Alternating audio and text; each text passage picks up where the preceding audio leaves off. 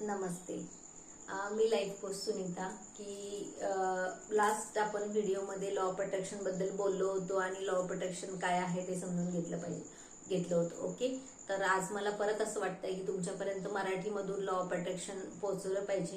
हिंदीमधून आम्ही mind body solver काम करतच आहे सोशल मीडियावर, पण मराठीमधून भरपूर लोकांना मराठीची फ्रिक्वेन्सी आहे किंवा मराठी जे लोक आहेत त्यांना इतकं आतून कळतं की लॉ ऑफ अट्रॅक्शन आहे काय आणि ते समजून घ्यायची इच्छा, अशा लोकांसाठी हा व्हिडिओ आहे. तर देन आपण लॉ ऑफ अट्रॅक्शन म्हणजे काय, सिंपल जे आहे आकर्षणाचा नियम, जसं मी मागच्या वेळेस तुम्हाला सांगितलेलं आकर्षण. पण आपण सगळं बघतो, बुक्स रिडिंग केले असेल काही लोकांनी मूव्ही बघितली असेल, ते बघताना खूप छान वाटतं आणि नंतर भरपूर लोकांना वाटतं की अरे माझ्या लाईफमध्ये तसं काही घडतच नाहीये किंवा माझ्यासोबत तर त्या गोष्टी तशा होतच नाहीये. बघून ऐकून खूप छान वाटलं पण नंतर त्या गोष्टी होतच नाही. आजही तुम्ही जर खूप प्रॉब्लेम फेअर म्हणजे त्या सफरिंग करत असाल तर सगळ्यात पहिले आपल्याला जे प्रॉब्लेम येतात मित्रांनो, ते आहे सगळ्यात पहिले आपले हेल्थ प्रॉब्लेम असतात, नंतर जे असतात आपले रिलेशनशिप प्रॉब्लेम असतात आणि फायनान्शियल प्रॉब्लेम असतात. याच्या पलीकडे जर सोडलं तर आपला कुठलाही जगात असा प्रॉब्लेम नाहीये. आणि लॉ ऑफ अट्रॅक्शनच्या मदतीने म्हणजे आकर्षणाच्या मदतीने तुम्ही हे सगळे प्रॉब्लेम घालवू शकता आणि एक स्वस्त सुंदर असं आयुष्य जगू शकता. तर ते कसं करायचं आहे आपण स्टेप बाय स्टेप बघणार आहोत.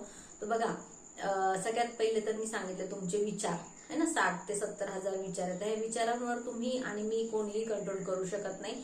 हे विचार बंद होण्यासाठी कुठलंही असं मशीन नाहीये किंवा आपण हे करू शकत नाही. पण याच्यासाठी एक आपण साधारण सिंपल गोष्ट करू शकतो, जे म्हणजे आपल्या फिलिंग, आपल्या भावना आपण चेंज करू शकतो. जर तुम्ही जरा दिवसभरात तुमच्या भावनांवर लक्ष दिलं तर लॉ ऑफ अट्रॅक्शनचा पहिला सिद्धांत आहे आपल्याला खुश राहावं लागणार आहे, हॅपी राहावं लागणार आहे. हॅपी आणि खुश आत्मा असेल तिथेच, म्हणजे दोन गोष्टी एका वेळेला राहू नाही शकत है ना. तुम्ही ट्राय करून बघा, तुम्हाला खुश पण व्हायचंय आणि दुःखी पण व्हायचंय, पॉसिबल आहे का? नाहीये. मग एका वेळेस एकच फ्रिक्वेन्सी आपल्या बॉडीमध्ये वेअर होऊ शकते आणि राहू शकते. मग त्याच्यामध्ये हॅपी राहण्यासाठी तुम्ही म्हणाल माझ्याकडे रोज काही रिझन नाहीये, माझ्याकडे काही कारण नाहीये हॅपी राहण्यासाठी.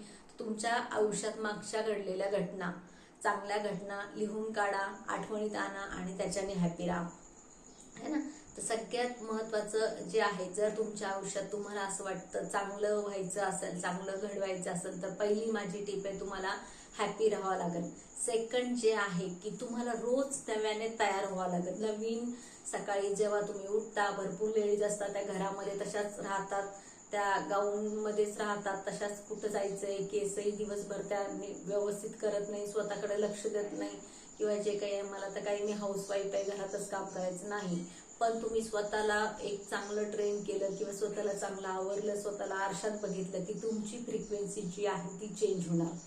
तर मैत्रिणींनो, मी तुम्हाला तेच सांगणार, जरी तुम्ही घरात असला तुम्ही गाऊन वगैरे वेअर करून अशा कंडिशन मध्ये राहू नका, जेणेकरून तुम्हाला तुमची फ्रिक्वेन्सी बॅड आजारी, बघा गाऊन कुठं घातला तो हॉस्पिटलमध्ये घातला जातो है ना.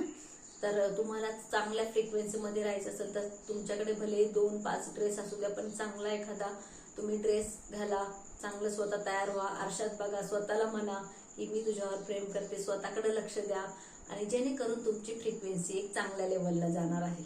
तर अशा छोट्या छोट्या गोष्टींमध्ये तुम्ही हे करू शकता, बदल करू शकता, जेणेकरून तुमचं आयुष्य खूप सुंदर पद्धतीने. देन लॉ ऑफ अट्रॅक्शनच्या काही काय म्हणता येईल त्याला मराठीमध्ये, की काही गोष्टी आहेत त्या छोट्या छोट्या, जसं हे आहेत त्याच्या छोट्या छोट्या, त्या तुम्ही ट्राय करू शकता की जेणेकरून, जसं वॉटर टेक्निक झाली आहे, रायटिंग स्क्रिप्टिंग आहे, अशा खूप टेक्निक आहे.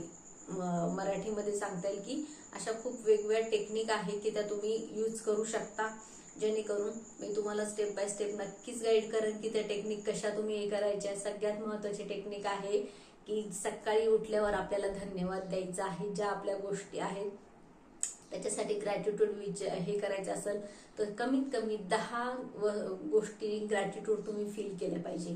की बघा ना, सकाळी उठल्यावर तुमच्या आई वडिलांसाठी, तुमच्या गुरुजनांसाठी, तुमच्या फॅमिली मेंबरसाठी, तुमच्या घरासाठी, गाडीसाठी, ज्या काही तुमच्या गोष्टीकडे आहे, कदाचित आपण जे आयुष्य किंवा तुम्ही मी जे आयुष्य जगते तर ते लाखो करोडो लोकांचं स्वप्न असणार आहे है ना.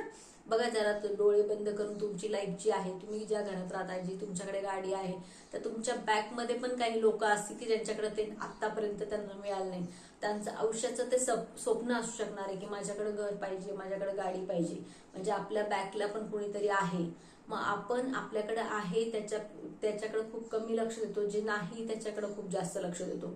तर अपेक्षा करायच्या सगळ्या गोष्टी ब्रह्मांडाला मागायच्या, पण ज्या आहे, ज्या दिल्या आहे त्या युनिव्हर्सलनी, त्या भगवंतांनी, जी काही सुप्रीम पॉवर आहे तिला धन्यवाद करायला विसरायचं आणि आपल्या रोजच्या रोज आपल्याला एक ग्रॅटिट्यूड करायचं. ह्या ग्रॅटिट्यूडसाठी तुमचे 10 ग्रॅटिट्यूड तुम्हाला लिहून काढायचे आहे की जे रात्री झोपताना तुम्हाला असं वाटतंय की ते खरंच माझे मेजर आहे आणि ते लिहून काढायचे आहे. त्याच्या सगळ्यांसाठी धन्यवाद द्यायचा आहे आणि सकाळी उठल्यावर परत ते तुम्हाला रिवाइंड करायचे आहे. असं तुम्ही 21 दिवस करून बघा, तुमच्या आयुष्यात काय बदल होतो आहे. आणि खूप छोट्या छोट्या गोष्टी आहे पण तुमच्या आयुष्यात खूप मोठं परिवर्तन करू शकतात. जेणेकरून सगळ्यात महत्वाचं आहे की आपण स्वतःबद्दल तर सगळं चांगलं विचार करतो, स्वतःसाठी तर सगळ्या गोष्टी चांगल्या पाहिजे असतात, पण आपण दुसऱ्यांसाठी आपले विचार चांगले नसतात किंवा दुसऱ्यांसाठी आपल्याला पाहिजे किंवा दुसऱ्याने एखादी वस्तू घेतली तर आपण जलीस फील होतो. उदाहरणार्थ सांगाल, तुमच्या मैत्रिणीने एखाद्याने कार खरेदी केली, गाडी खरेदी केली किंवा काही अशी वस्तू खरेदी केली की तुम्हाला पण ती पाहिजे होती. तर मग तुम्ही जेव्हा स्टेटसवर फोटो बघता तर तुमच्या फिलिंग भावना काय असतात? तुम्हाला त्याबद्दल राग येतो तिने खरेदी केली, की तुम्हाला घृणा येते, की तुम्हाला वाईट वाटतं हा ना मी नाही खरेदी केली. तर तुम्ही युनिव्हर्सल मध्ये त्या वस्तूसाठी, त्या जी गाडी आहे, जे घर आहे, ज्यांनी जे घेतलं आहे त्या फ्रिक्वेन्सीला इनडायरेक्टली रिजेक्ट करतात. म्हणजे त्या फ्रिक्वेन्सी त्याच्यासाठी तुम्ही बॅड फ्रिक्वेन्सी करतात. उदाहरणार्थ तुमच्या मैत्रिणी मर्सिडीज घेतली आणि ती तुमचंही स्वप्न आहे, तुमच्याही विजन बोर्डवर मर्सिडीज आहे, पण ज्या दिवशी तुम्ही ती बघता तिने घेतलेली आहे तर तुम्ही त्या मर्सिडीजला फ्रिक्वेन्सी जी आहे किंवा व्हायब्रेशन आहे ते वाईट पाठवता. म्हणजे तुमच्यापासून ती गोष्ट इनडायरेक्टली दूर जाणार आहे.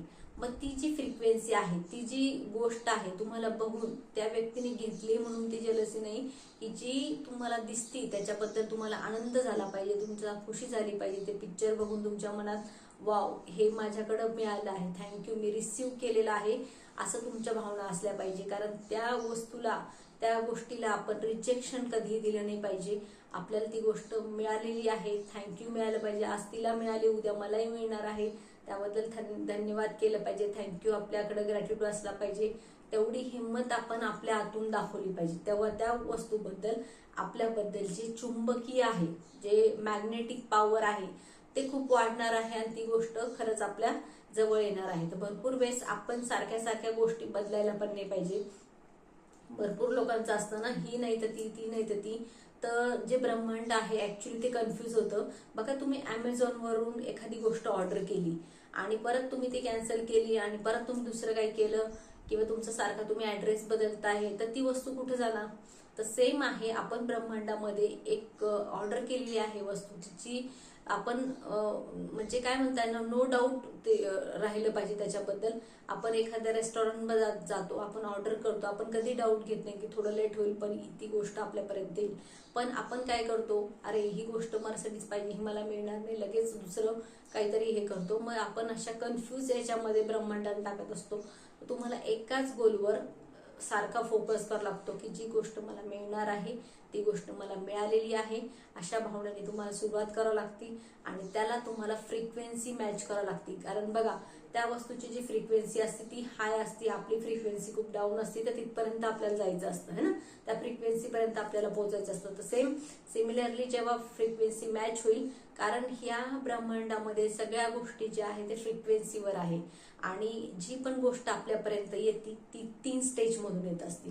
तर पहिलं स्टेज जे आहे आपले विचार, म्हणजे कुठलीही गोष्ट, सुईपासून विमानापर्यंत काही गोष्ट घ्या तुम्ही, ती तुमच्या 3 वेळेस येत असती. एक तर पहिले तुमच्या डोक्यात येणार, नंतर तुमच्या पेन पेपरवर म्हणजे आपण राईट डाऊन करत असतो, विजन बोर्डवर टाकत असतो, थर्ड तुमच्या अस्तित्वात येत असते. तर बघा, 2 गोष्टीमध्ये तुम्ही पहिले क्लिअर करणं गरजेचं आहे की जे तुम्हाला पाहिजे आहे ते तुम्ही क्लिअर क्रिस्टल प्रेझेंट टेन्स मध्ये लिहिणं गरजेचं आहे. भरपूर लोक बघा, आपण देवाकडे जातो, प्रत्येक जण मंदिरात जात असेल तर आपण काय मागतो, मला पैसे दे है ना, माझ्याकडे धन येऊ दे, खुश राहू दे. पण क्लिअर क्रिस्टल काही नसतं. पैसे म्हणजे किती, कधी, आपण मर्सिडीज पाहिजे कधी, तर आपल्याला त्याला क्लिअर क्रिस्टल नसतं. त्याच्यामुळं आपल्याला जो गोल आहे आपला तो क्लिअर क्रिस्टल असणं गरजेचं आहे. तुम्हाला गाडी घ्यायची पण कधी 60 वर्षानंतर 70 वर्षानंतर जेव्हा तुम्हाला गाडी चालवता येत नाही त्यावेळेला, तर तुम्हाला त्या गोलला एक डेडलाईन देणं गरजेचं आहे, त्याला एक मेजरेबल तारीख देणं गरजेचं आहे. तेव्हा आपण जर बघा ना, तेव्हा पण कन्फ्यूज होऊन जाणार किंवा जे ब्रह्मांड आहे ते पण कन्फ्यूज होणार. ही गोष्ट पाहिजे आपण कधी, तर आपल्याला ही गोष्ट जी आहे ती क्लिअर क्रिस्टल तेवढंच मागणं गरजेचं आहे. मग आपण कधी प्रवास केला असेल रेल्वेने, विमानाने, जर तुम्ही तिथं रेल्वे स्टेशनवर किंवा विमानतळावर असं जाऊन म्हटले मला तिकीट द्या, पहिले तुम्हाला कुठलं तिकीट पाहिजे ते डिसाईड करावं लागणार आहे. देन तुम्हाला कधीच तारीख पाहिजे ते डिसाईड करणं, तुम्हाला टायमिंग डिसाईड करावं लागणार आहे. एवढं क्लिअर क्रिस्टल आपण प्रवासामध्ये आपल्याला करावं लागतं तर आपल्याला तिकीट मिळतं.